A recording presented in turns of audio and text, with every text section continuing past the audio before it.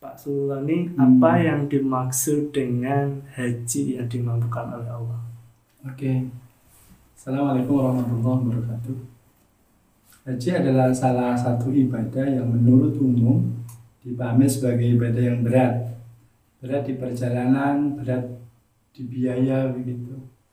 Namun kalau kita yakin bahwa haji adalah perintah Allah, kita harus sadar tidak akan pernah Allah menyusahkan hambanya. Semua yang diperintahkan oleh Allah itu ada dalam kemampuan seseorang melaksanakan. La yukallifullahu nafsan illa wus'aha. Allah itu memberikan kewajiban dalam batas kemampuan seorang manusia, termasuk haji. Pernah nggak kita berpikir bahwa orang itu diperintah Allah sujud ke belakang? Enggak. Kenapa? Itu sulit. Konstruksi tubuh kita, tulang belakang, itu lebih nyaman kalau sujud ke depan, bukan ke belakang. Kalau ke belakang bukan sujud, ngayang, dan itu olahraga. Nah, Allah itu tidak pernah memerintahkan sesuatu yang membuat manusia sulit. Cuma ada satu kesalahan yang mendasar pada diri manusia. Manusia itu memahami bahwa dialah yang mampu melakukan. Boten niku klentu. Tidak ada orang yang mampu, adanya orang yang dimampukan, bukan mampu. Maka apa? Niat kita itu karena dimampukan oleh Allah. Ada satu bahasa yang indah loh. Allah itu tidak mengundang yang mampu, tapi pasti memampukan yang diundang. Begitu kita mendapat kesempatan diundang oleh Allah, itu pasti semua dicukupi.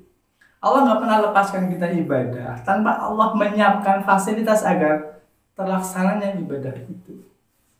Maka ayat yang mengatakan, yang memerintahkan haji, panggilan Allah itu walillahi 'alan nas, walillahi 'alan nas.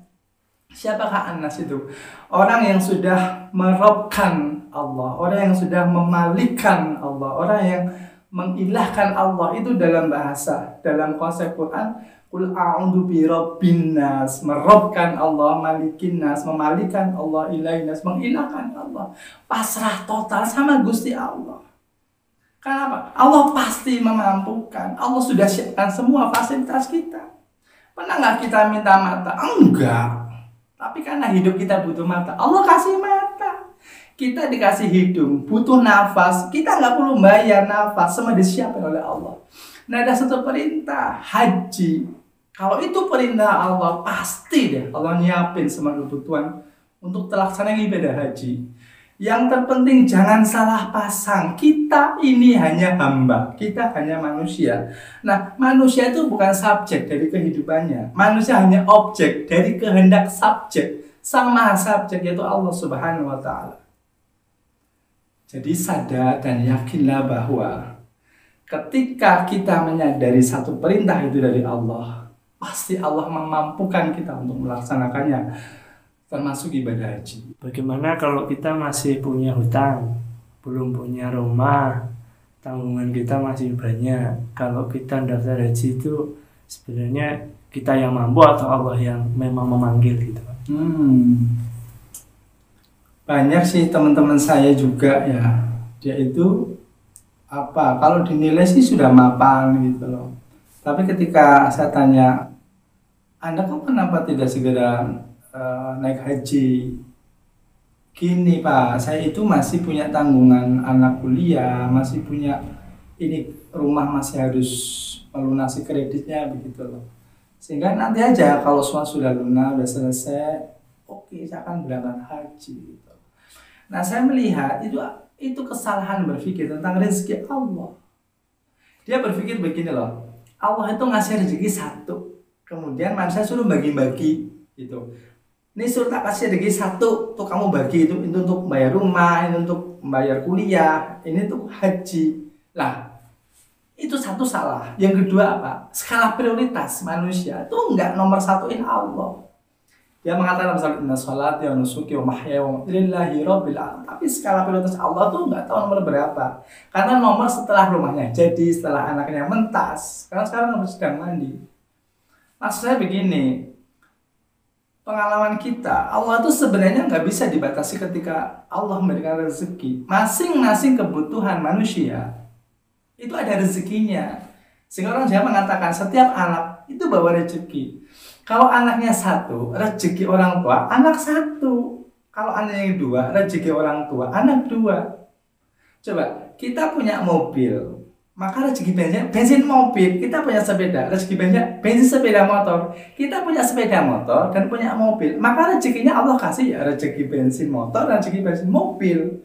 Allah nggak pernah bingung, nggak pernah stres ketika orang butuh biaya kuliah, kredit rumah, dan naik haji. Cuma masalahnya itu aneh. Orang itu kadang-kadang batasin kuasa Allah. Kuasa Allah tidak terbatas. Kenapa yang sampai kita terbatas? Kita yang batasin. Allah itu lebih dari apa yang kita perkirakan.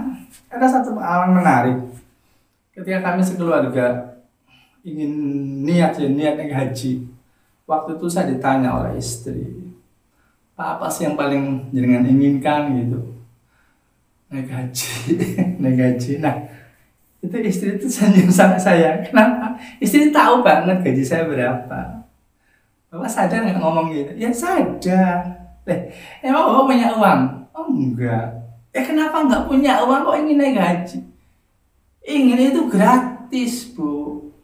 Gitu ya. Kalau Allah merintahin saya haji, satu saat Allah akan kasih rezeki. Itu sudah jaminan. Istri saya cuma geleng-geleng kepala. Kemudian ngatakan begini, Pak, kita ini belum punya rumah, mobil juga belum punya, malah ingin naik haji. Ya saya jawab sekenanya aja dalam bahasa tauhid. Keong itu nggak pernah kredit rumah. Keong nggak pernah kontrak rumah. Keong kecil dapat rumah kecil, keong besar dapat rumah besar, dan itu gratis. Tapi keong nggak pernah naik haji. Kenapa? Nggak ingin naik haji. Maka waktu itu saya tatapi saya, Bu, yakin kalau kita butuh rumah pasti dikasih rumah. Tapi haji perlu diperjuangkan. Kita harus yakin. Niat, oke, nanti Allah yang cukupin. Waktu itu saya cuma geleng-geleng kepala, kemudian mengatakan, Bapak randidit, Bapak itu nggak punya uang tapi gaya. Karena menurut saya niat ingin haji itu gratis. Dan apa yang terjadi? Sekian tahun kemudian saya diajak istri saya dan saya didaftarkan haji oleh istri saya. Dan yang aneh, pada saat kita ingin banget melunasi biaya haji itu, datang tawaran rumah. Kita belum punya rumah. Rumah yang ditawarkan itu banyak diskonnya, harganya jauh dari pasaran umum. Saya harus mengatakan, Pak Sultan, ini kesempatan bener, gini dengan tok. Ini murah, besar lagi rumahnya. Tapi waktu saya ngomong sama istri saya, Bu, dahulukan Allah. Allah akan memberikan apa yang tidak pernah kita dahulukan dari Dia.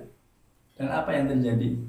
Sepulang dari haji, Allah hadiahin rumah untuk kita sekeluarga. Dahulukan Allah, Allah akan cukupkan apapun yang kita butuhkan. Karena kita akan dimampukan oleh Allah untuk melaksanakan ibadah. Di luar ibadah, Allah yang mencukupkan. Pak Sultani, bagaimana cara kita meyakini hati agar dimampukan Allah untuk ibadah haji? Ya,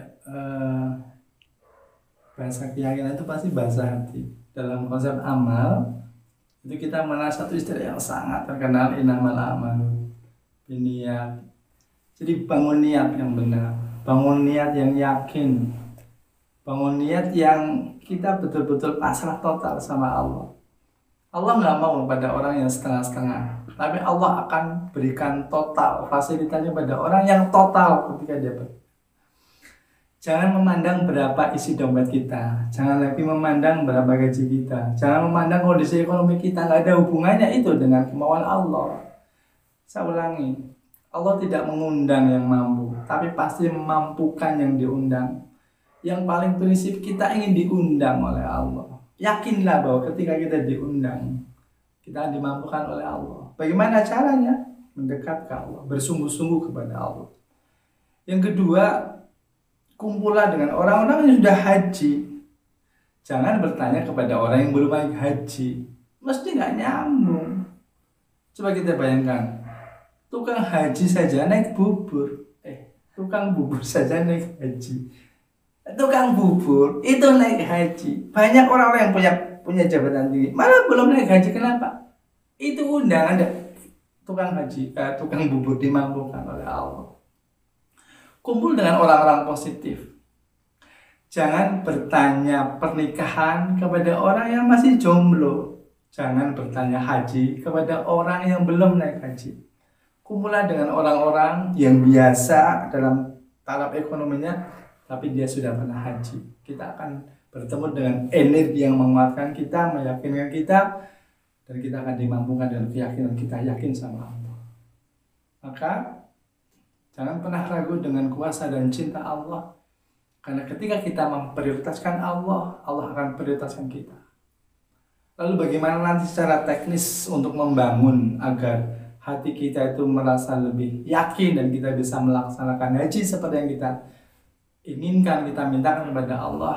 Akan ada satu video yang insya Allah akan kita juga sajikan kepada para pemirsa. Bagaimana kita membangun, nah itu tuh menjadi satu bentuk aksi yang nyata, satu bentuk amaliyah yang nyata. Dan kita nanti akan bertemu dengan Allah di baitnya, akan bertemu dengan Rasulullah di Madinahnya. Jangan lupa subscribe dan share. Semoga dengan apa yang kita lakukan ini, Allah akan mudahkan kita menuju Baitullah, naik haji dan mendapatkan haji yang mabrur. Terima kasih. Assalamualaikum warahmatullahi wabarakatuh.